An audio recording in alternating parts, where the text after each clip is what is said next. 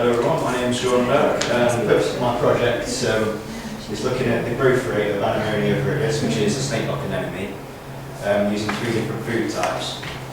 Those three different food types are commercial food, which would be fish pellets, the other one's photosynthesis, and the other one will be a mixture between the two. What I'm going to be doing is put them into three different tanks, depending on the different types of food.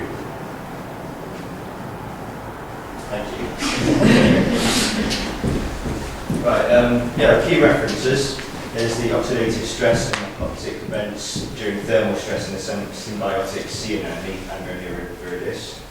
The transcriptive response to thermal stress is immediate, transient potentiated by ultraviolet radiation in the sea anemone, Anemonia viridis, and digestion in sea anemones by J.C. Nicole. You'll find those references cited properly at the back of the handout.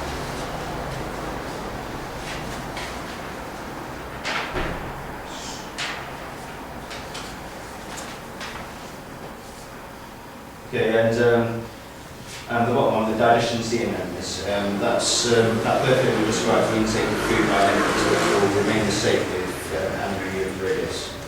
As you can see, there is only one. This is because there wasn't a great amount of journals, and it's not just, in general, there's not a lot of research done on this particular species.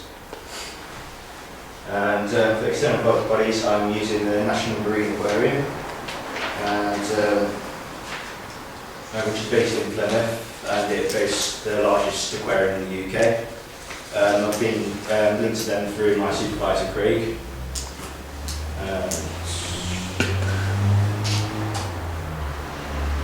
Okay, now I'm going to give a little overview on Anemonia viridis, which I try not to take into account when doing the practical.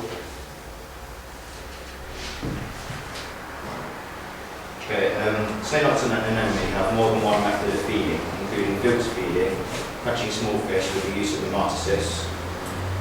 Furthermore, with the aid of symbiotic zoanthalae, they can make their own food via photosynthesis, which is why the snake-like anemone takes preference to lighter areas. And the tentacles are generally shades of grey and green colour, often with pink tips. However, they've also been found in shades of blue. I actually found one a few weeks ago in that colour, and they can also be brown. It all depends on on how much of the zoanthalae they've got in the tissues, which is why they're pretty bright green. The snake-like anemone reproduces by a process called longitudinal fission, which is basically a process of splitting into two, like a cell. It's like two identical animals, and this process can take between 10 minutes and 3 hours. The average length of the tentacles is 180 millimeters and 770 millimeters across the base. Snake-likes are able to sting, but only on really sensitive skin, so like on the abdomen, on the legs. But if you touch them with your hands, they come across as quite sticky, so you won't get any sting from them.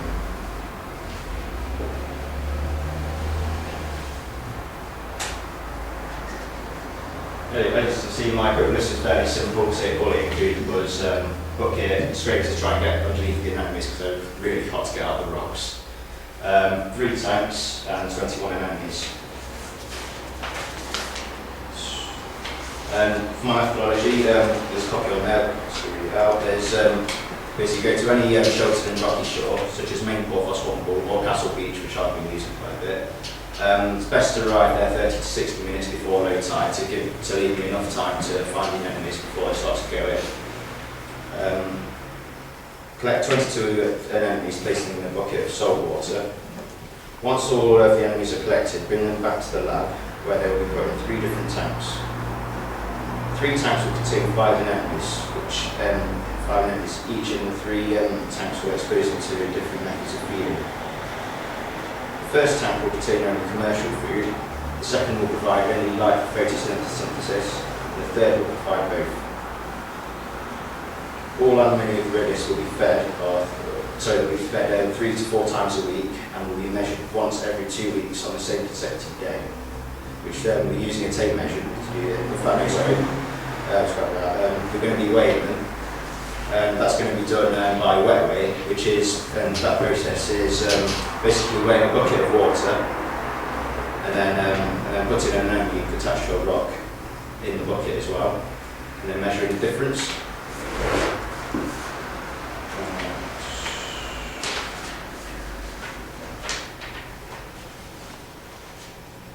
The statistical test that I'll use is ANOVA. This is the best one to use because it is used to calculate variance between the two or more different groups. Furthermore, the aim of the project is to compare growth rates of the St. Lux anemone. Therefore, calculating variance is the obvious option.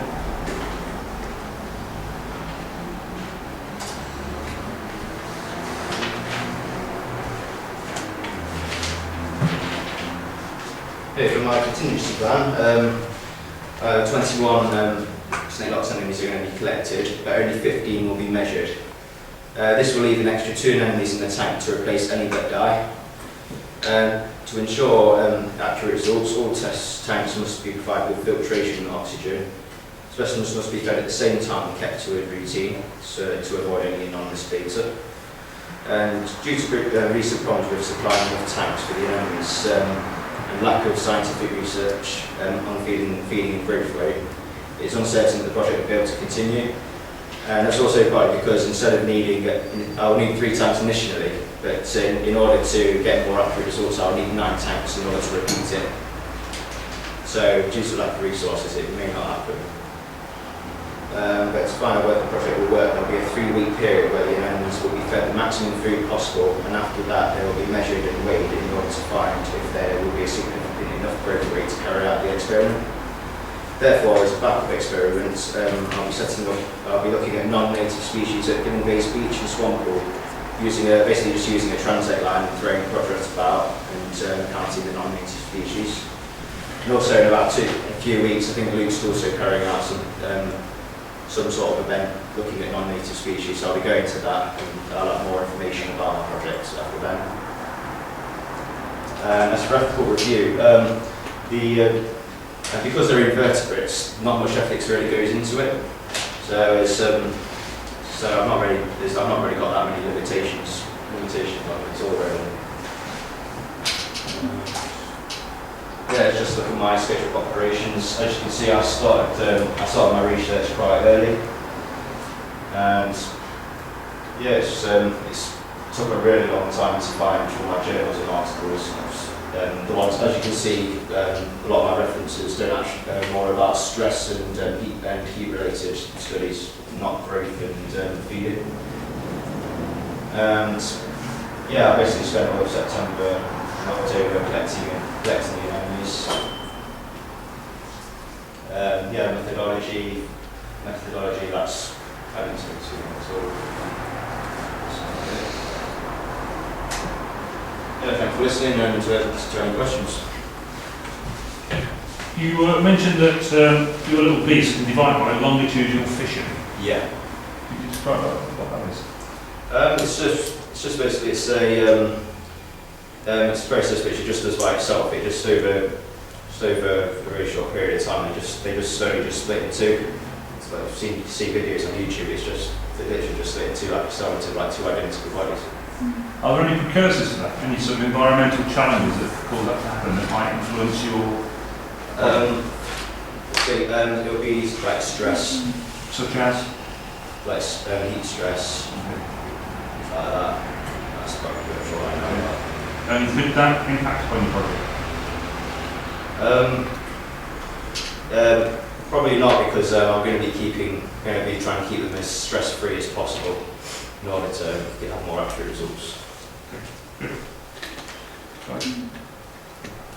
How is this linked to anything other than someone who's interested into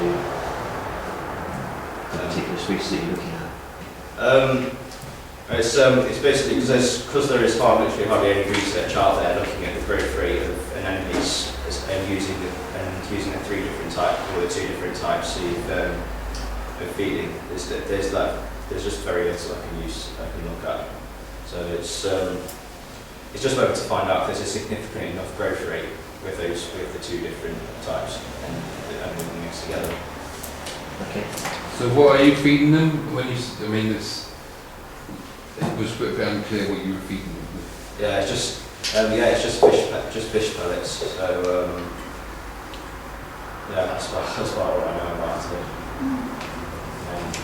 alive and leave it to photosynthesis. I wouldn't feed them any food in that tank, and the other combination food too. Okay, any more questions? Bother.